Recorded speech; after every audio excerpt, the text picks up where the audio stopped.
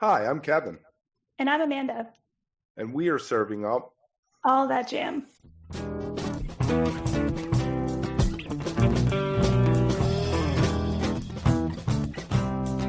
All That Jam, Quick Hit.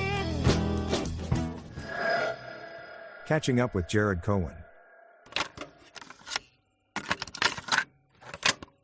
We're joined today by Jared Sage Cowen, who at the last time we talked to you, Jared, was about 6 months ago. I think it was the end of August last year, and it was about baked shrimp. And since then, there's been some changes, and we wanted to catch up with you and see what was going on. How are you doing today? Good. Thanks so much for having me back. It's great to be back. So, can you give us like just a nickel tour of what happened with baked shrimp? You guys just decided it was spent force creatively, or? Yeah, I mean, we've been a band for it was seven years of a lot of intense touring. We did 120 shows in 2022, and we did 100 shows in 2023. So we just spent a lot of time on the road, and it was time to just put the brakes on, and just step back for a sec. Have you heard of a band called the Bobby Lees? I feel like I have. Right. Yeah. Well, they're a punk band, new punk, whatever you call that. The name But definitely sounds. Yeah. they decided to break up. They decided to take an indefinite hiatus because the road just was killing them. They weren't making money. It was going nowhere. It's tough. Yeah, I mean, online everybody wants to be the expert and be the act like they have the intel, and it's fun to read, but there's X amount of factors that ultimately led to a decision that only a few close people within our. That's exactly what the article shared too. Is just like from the outside, you see one thing, but yeah, there's a ton of stuff happening, kind of behind the scenes. So. Yeah, everyone always online wants to go behind an anonymous username and act like they know what they're talking about, but no, it was a bunch of factors in general that ultimately led to making an appropriate decision, and we're super proud of the 7 years we had as the three of us, and 7 years to look back on of fond memories. So. Onward and upward. There you go. So you seem to have jumped right into trying to build something up under your own name there. You want to talk a little bit about what you've been doing since then? Sure. Yeah, it's been an exciting been about almost a month now since the Park City Music Hall show. But it's just been a lot of excitement going on. I'm exploring different aspects of the music industry that I've always done, but like never really have been able to solely focus on. Because baked shrimp was my main focus for just 7 years. It was just wake up, baked shrimp, go to bed, baked shrimp. There wasn't really much time to like really explore a lot of other things and explore to a level that isn't only baked shrimp. So. One of those factors is the agency side of things, being a booking agent, and managing artists and doing the roles that I did with the band, right, for 7 years, but now being able to help out other bands and at a more professional level. So I believe by the time of this interview, it would have already been announced that I'm hopping on with Roundtable Artists and becoming a booking agent for them, and also a manager. I'm taking over Cliffside Push, an excellent Connecticut-based Fish tribute band. I'm their permanent booking agent and manager, so that's exciting. And we are talking with a few other clients right now. Nothing that's confirmed yet, but so being able to hop into the production side of things is something that's great because it's something that I've always thought I was good at. And I've always kind of wanted to see myself in that type of role. Not that, the most rewarding thing for me always will be writing music, performing music, touring. That will always be my personal favorite thing. But I like to. I've always had no problem with wearing a lot of hats. Like it can definitely be overwhelming at times, but being busy is something that drives me. I like being busy. I like having a lot of things to do. I like having checklists of things to take care of. So one of the things I thought, okay, let's get into a little more is now taking what I've learned from working for Big Shrimp for 7 years and applying it to multiple bands and staying within the community, like in that aspect of things. So that's exciting to me, is now still being able to do the booking and the managing for other projects. And then also, the music and the writing and the performing is that's always going to be my top priority, always. So that's definitely not going away. So in that sense, it's more, a little bit late of a start in the sense that we're in March, but, and typically, like, if I'm like, say on my summer schedule, it's like a lot earlier. It's like way back to like November or something. But, I'll be able to do some more solo acoustic stuff.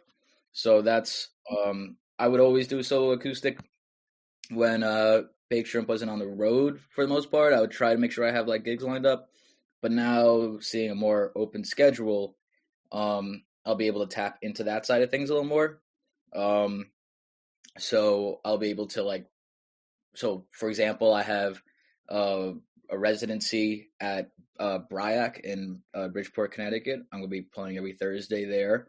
So that's exciting. And I'll, hopefully, be able to do some cool things with playing once a week and maybe get some special guests up there.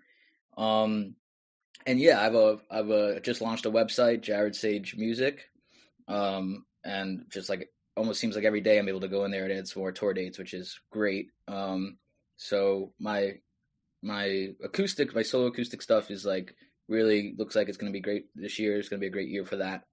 And working on various different projects. What else? So that side of things is going great too. And also looking like a move to Connecticut is in the near future for me. So joining the Black Rock community over there. That's like I believe it would be the most west part of Bridgeport. There's like a little community over there that has a Roadrunner music venue and Park City Music Hall.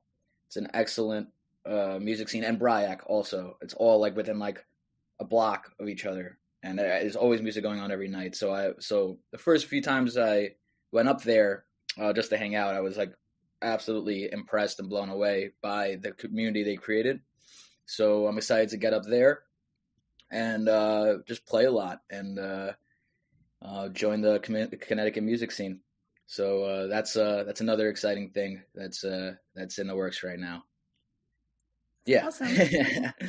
Just a couple things, basically. That's amazing. You have a degree in is it business, not music business, like the industry, right? I found your LinkedIn when I was searching, just trying to get some info.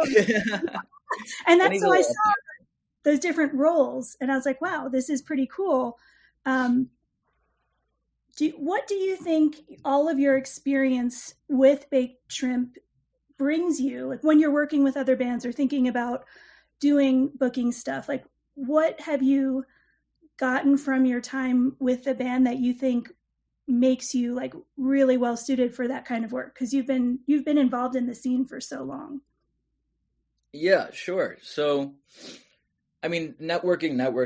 Like all the time. So like, I would say the average amount of emails that I send out, average amount of emails I send out per day is probably about 20 to 30, like in terms of just like inquiries or follow-ups.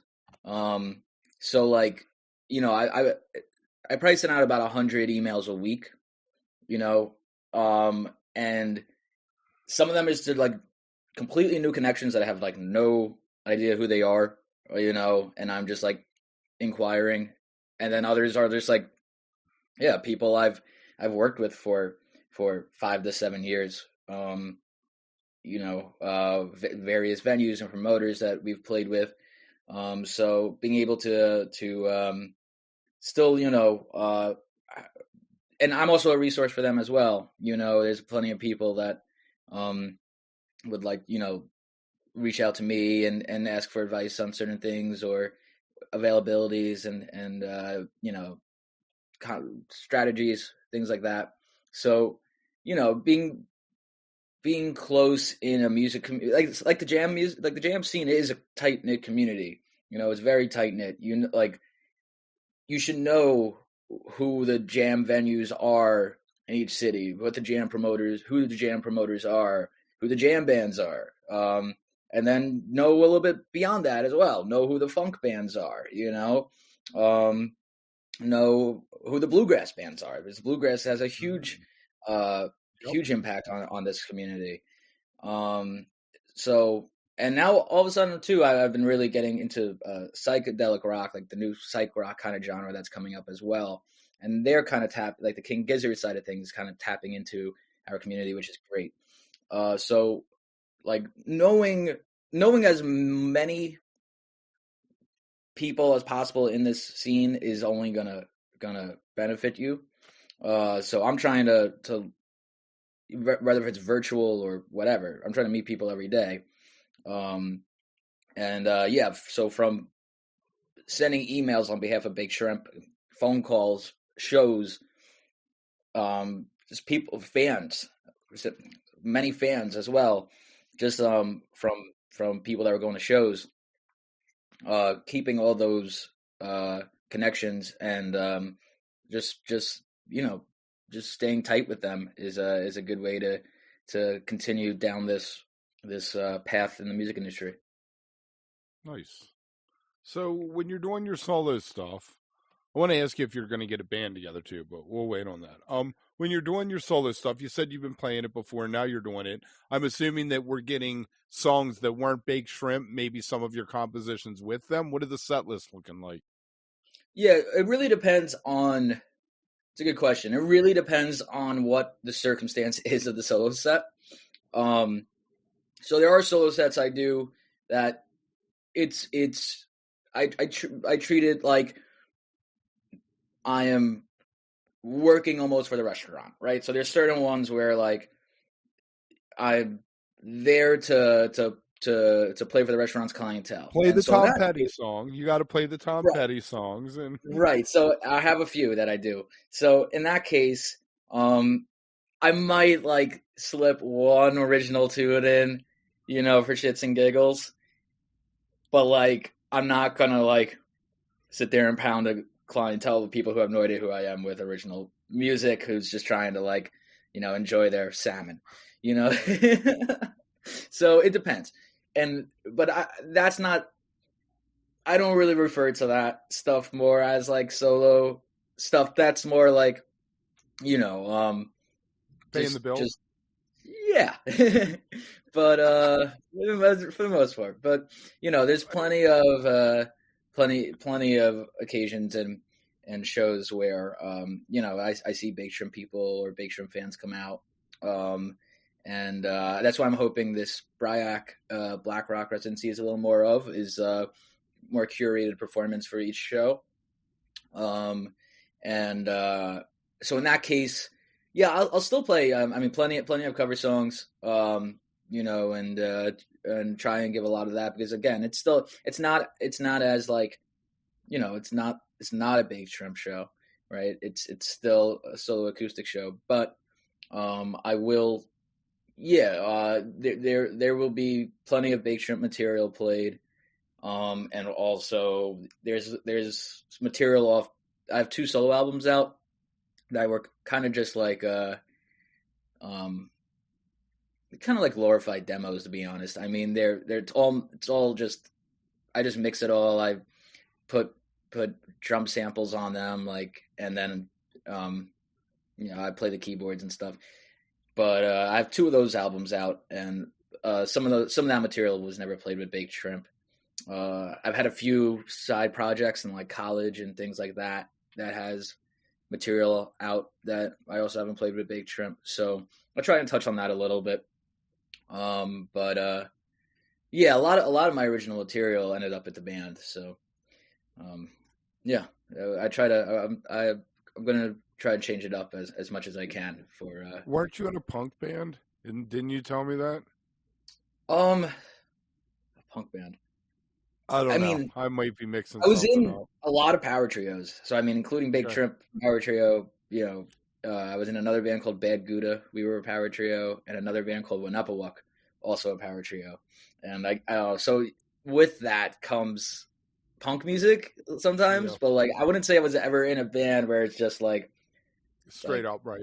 Yeah, like 20 songs played in 30 minutes type thing, You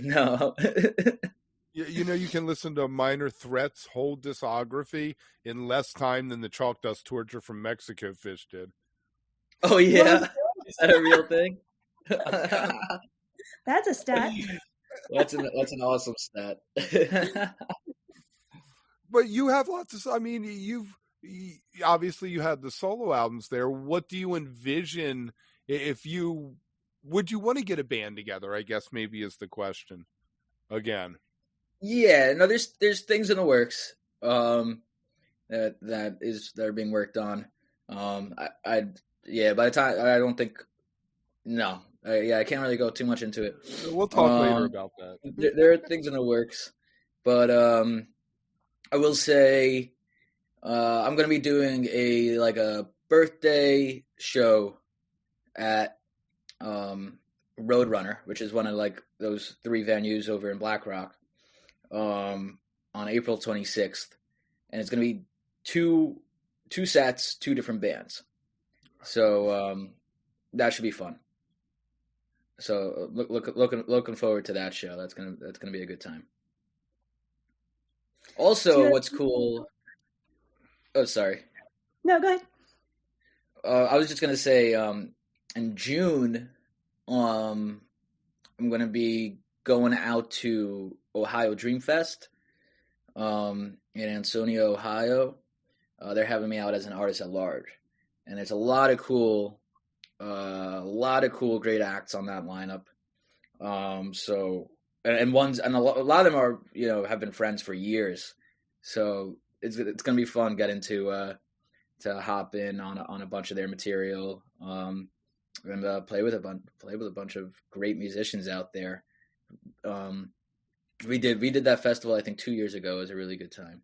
So I'm looking forward to doing that, and we'll see. There's a few other things I'm talking about with other festivals and things, so we'll see. Maybe there'll be a few more of those as well.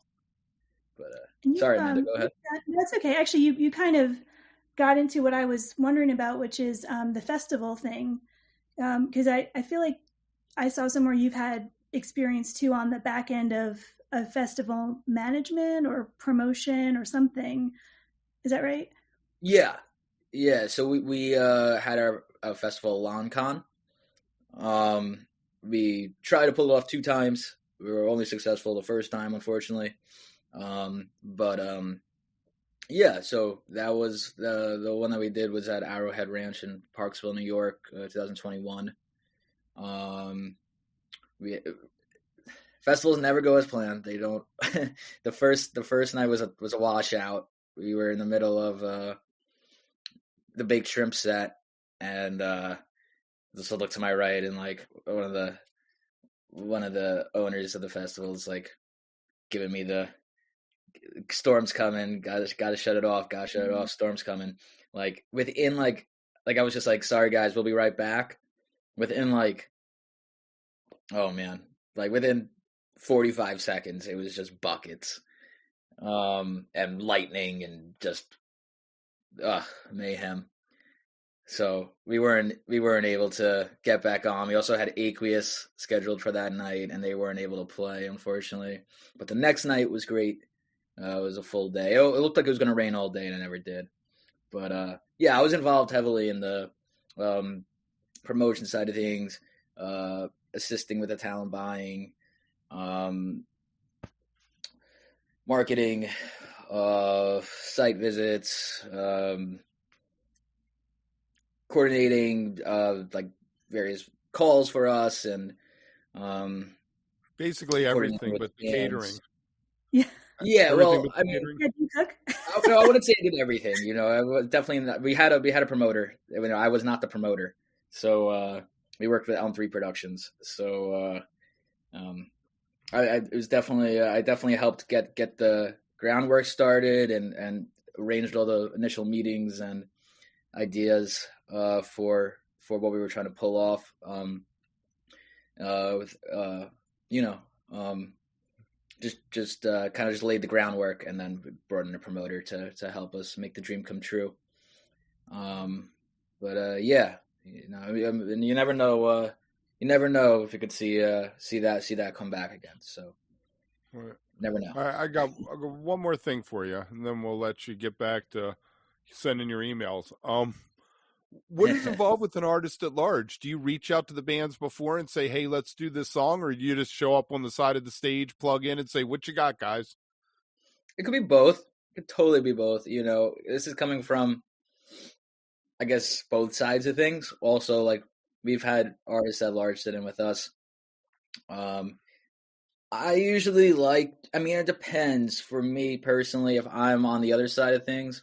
Like, if I know that we're having a special guest sit in, like, I usually like to be planned. Like, depending on how, like, if I'm looking at a lineup and I say, yo, this person's the artist at large, I'm like, oh, we got to get this person up with us. I'm like thinking through the catalog and thinking like what would make sense. And then I try to reach out a generous, I don't know, 2 or 3 weeks before and say, hey, would you be down for this tune or that tune? But there's plenty of times where, like, we get there and I had no idea this person was like the artist at large. And I'm like, let's get you up there, And then it's like, well, what do we both know at the last second? What cover do we know? Exactly. That's well, every band also should have their like Mustang Sally. You got a new Mustang. Well, every band should be able to have their like original tune that you could just be like, hey, like, this one's just 2 or 3 chords and follow along. So I'm hoping. I mean, I prefer playing original material personally. I'm happy to hop up on some covers and whatnot, but I would definitely be glad to play any band's original material. Yeah. So it really goes both ways. I would say, like, if I am just hopping up there with a band, I would hope that it's something that it doesn't require excessive pre-rehearsal, like, if it's just like scheduled on the day of. But if it's planned well enough in advance, then happy to pull off whatever. Nice. You got anything else there, Amanda? I was just curious, is there any band or artist in particular that you would really love to sit in with? You've got a lot of flexibility now, so you can, kind of maybe make things. That's a good question. Yeah. You mean on that festival I'm doing, or just in general in life? Just in general, yeah. Oh man, I mean, he wants the call from Trey. Well, I mean, that would be the answer. That would be something. I'm not holding my breath on that, but I mean, no, there's a lot of bands I look up to. One that would be cool that we've been talking about, and we'll see if it happens. But very awesome duo, PX3. They are also Connecticut based. They're just drummer Rob Madore and keyboard player Isaac Young. The duo, like the duo. model. Yeah, it's a duo, and they are wild musicians. And every like once a month they cycle out a different guitar player for their residency they do over at Roadrunner. So that would be cool to hop up with them for one of them. They are an absolute powerhouse, those two. So it'd be keeping me on my toes to get to play with them for a full set of music. So we'll see what happens with that. Awesome. When I worked at the 8x10 years ago, we the duo played, Russo and Benevito, and probably one of my favorite shows I ever saw there. They had as much equipment on that stage as a 5-piece. I mean, bet. it was just packed. Oh yeah, no, these duo sets, man. The same thing with Rob and Isaac. Their setup is like, because the stage there isn't like super big. It's not like so literally like when they have a third person up there, it's squeezing them in. Even though it's just two people. It's kind of funny. You could bring 2 pedals with you. That's it. We only have room for 2 pedals. Yeah, I mean that is something that I'm gonna like maybe start to look at once I'm playing regularly again, as far as like with a band, is redoing the board. I always did. My setup always had a MIDI in it for these last few years, and I'm thinking about maybe going away from that going forward and trying to like keep my setups and my load-ins, my load-outs a little bit easier. Now that this 25-year-old's going to be 26 soon. Right. You have a Mutron? No. You got to get a Mutron. Wow. I love that song. Well, I recently just got a Tone Master amp, which is basically a tubeless tube amp. Nice. So that was my back thanked me for that. That's a nice weight decrease, going from playing with a tube amp to, it's not a tube amp technically, but that's where we're headed in 2024. These this new technology. If you are enjoying All That Jam, please like and subscribe to our social media channels at All That Jam Pod on Twitter, Instagram, and Facebook, or visit our website, allthatjampod.com. Make sure to sign up for our email list and tune in every week for new episodes. Also, look for full interviews on our YouTube channel. And remember, stay beautiful, but don't stay underground too long.